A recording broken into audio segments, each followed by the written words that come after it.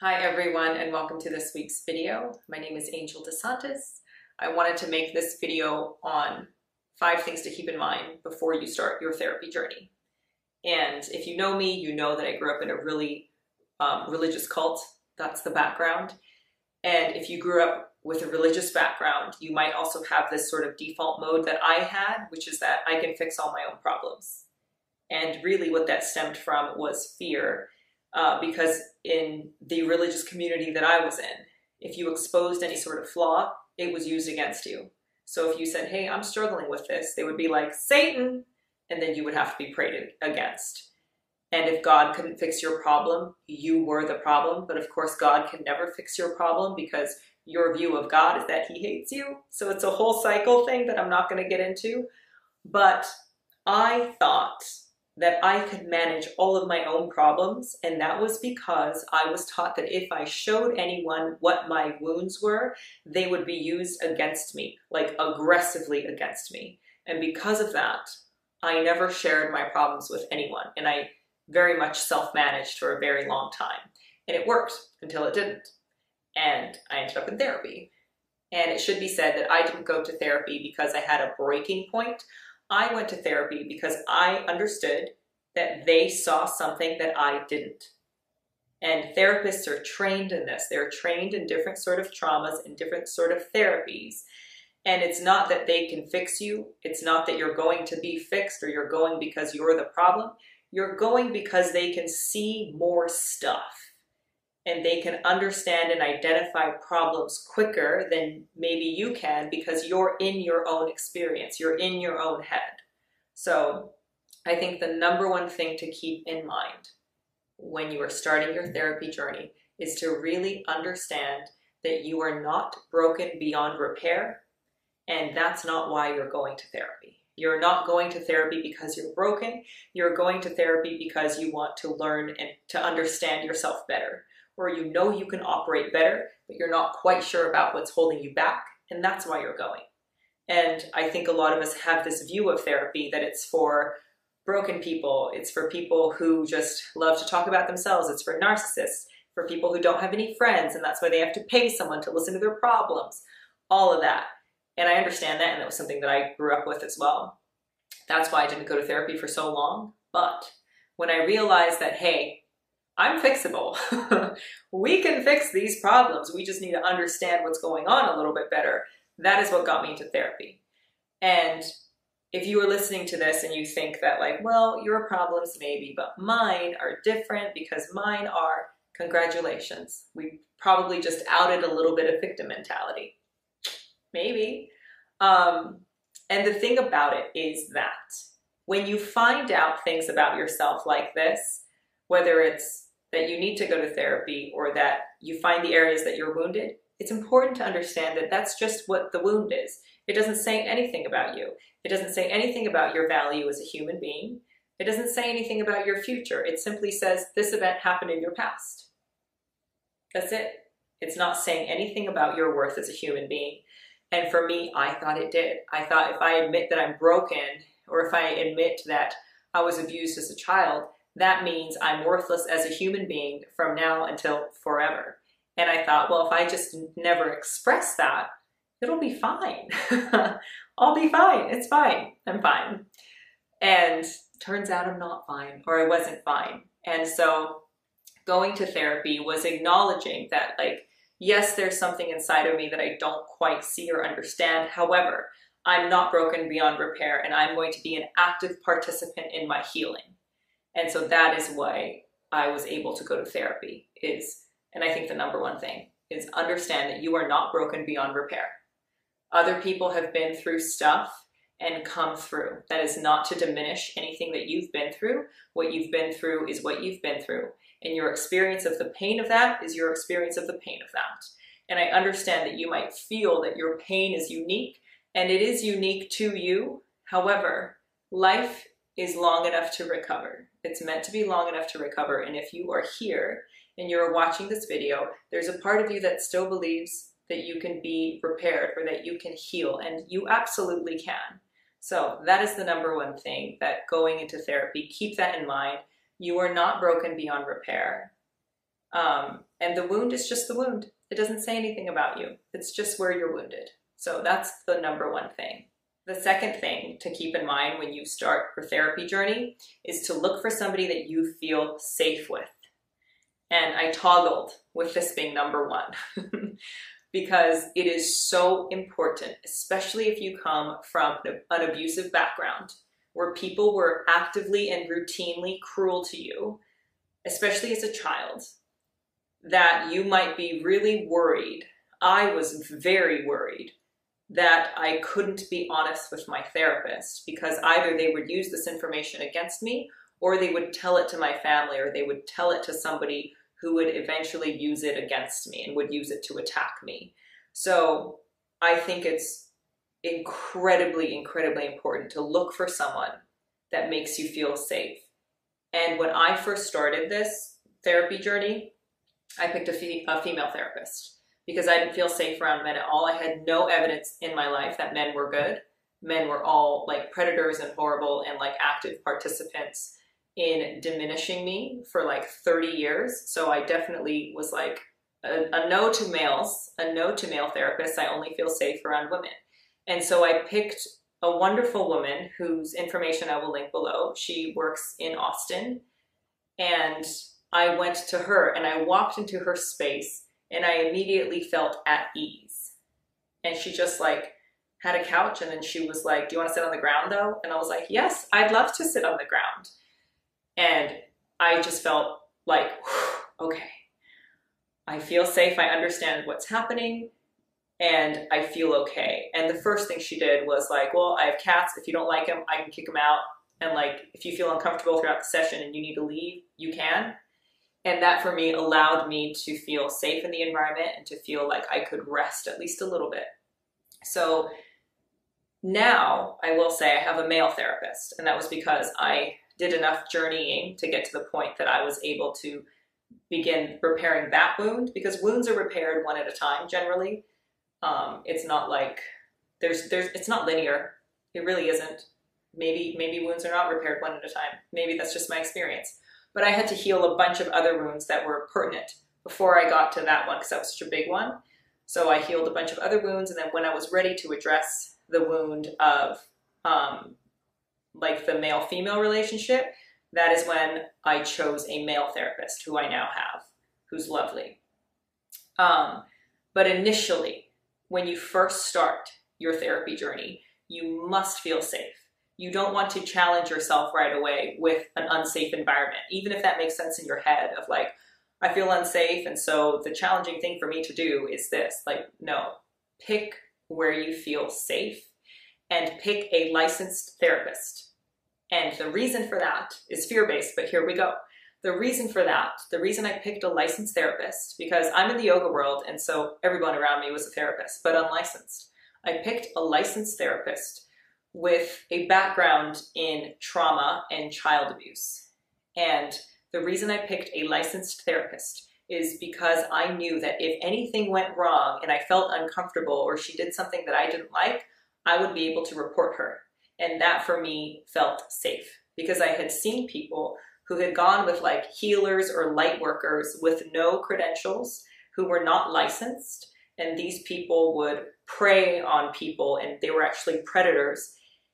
And you get a double wound when that happens. When you are going through something and you finally get to the place where you feel safe enough to ask for healing, but you ask the wrong person and that person attacks you, it puts you much deeper into the wound. And it can confirm the idea that no one is here to help you and everyone will attack you given the chance. And I had seen that happen exclusively with people who were unlicensed therapists. So when I picked my therapist, she had been operating for like 30 years. She had a lot of training. She had her own background that she came from, and she was licensed. And that is why I chose her, because it felt very safe for me to understand that this woman has a lot of experience. She has all this training. And if she does anything that I feel uncomfortable with, anything that feels immoral or damaging to me, I can report her to someone and there will be some sort of justice, because I still haven't gotten any sort of justice in my life. I think justice is incredible, and we love it because it doesn't happen often. If it does, it's like, wow. But pick somebody who you feel really safe with, pick somebody who's licensed, and pick somebody who has the training for the issue that you need addressed. For me, I needed childhood abuse acknowledged.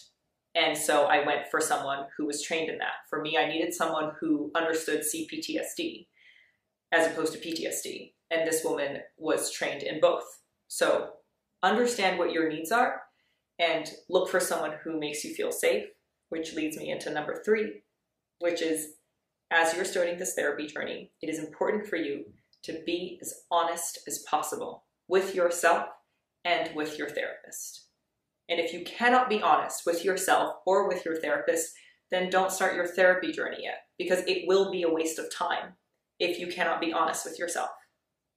So the reason that I picked a licensed therapist who's trained in all these things with 30 years of experience is because I wanted to be honest. I wanted to hear myself express the things that I needed to say and to understand that they were going to a safe place. They wouldn't be used against me. And once that framework was set up, then I was able to be as honest as possible. And that's where the healing starts, is when you can be honest with yourself about what happened and you can be honest about expressing that.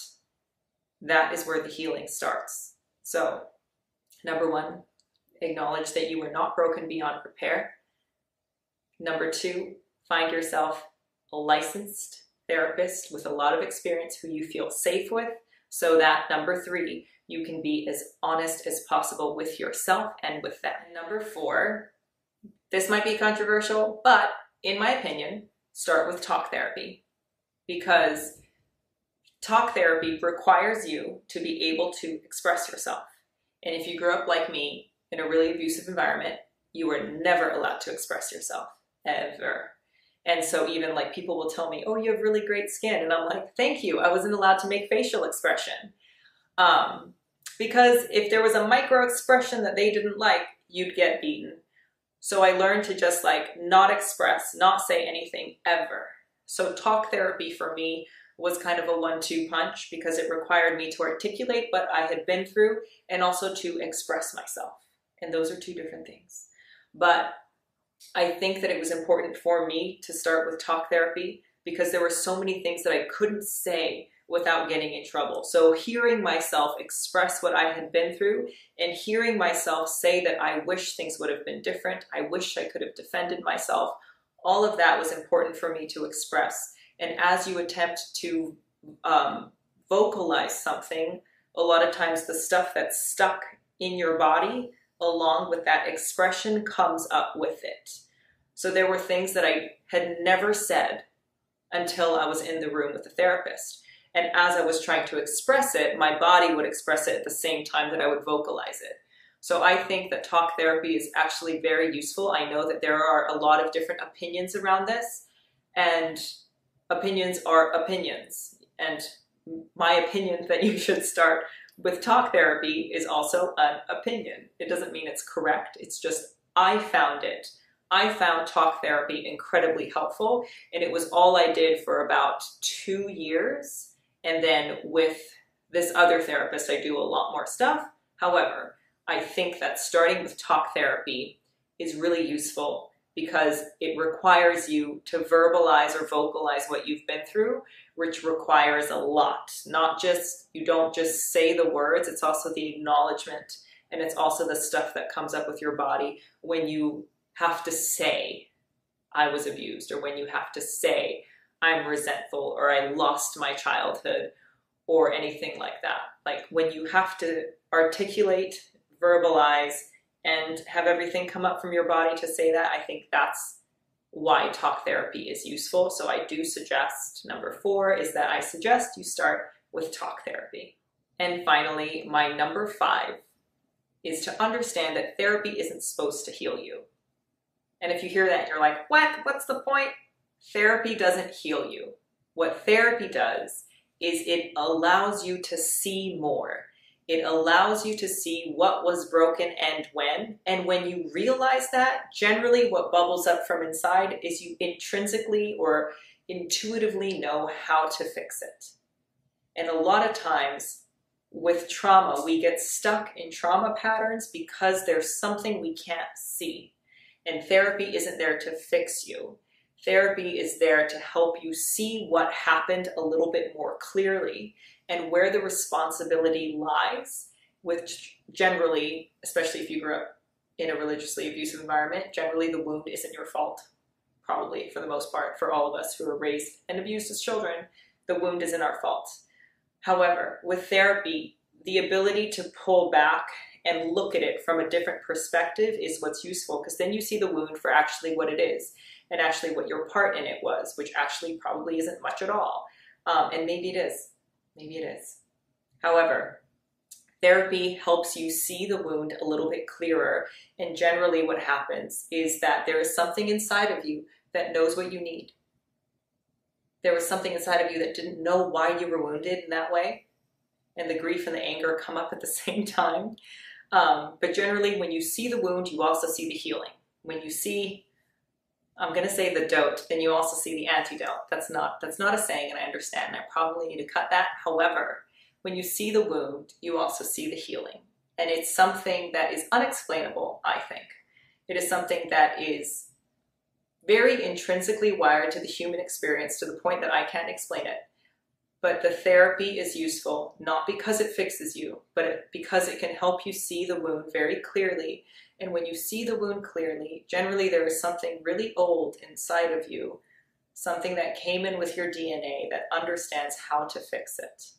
And so that's what I think therapy is useful for. I think that it helps you see things a little bit clearer. And when you see yourself in your role a little bit clearer, the healing starts to uncover itself. So those are my tips, my 5 tips to keep in mind as you start your therapy journey. Again, number 1 is that you are not broken beyond repair. Number 2 is to look for a licensed therapist. Number 3 is to be incredibly honest with yourself. Number 4, my opinion, is to start with talk therapy. And number 5 is that therapy is not meant to fix you. It is meant to expose the wound correctly in a safe place. So I will link therapists below, the one that I had in Austin, as well as the ones that I use right now for religious trauma.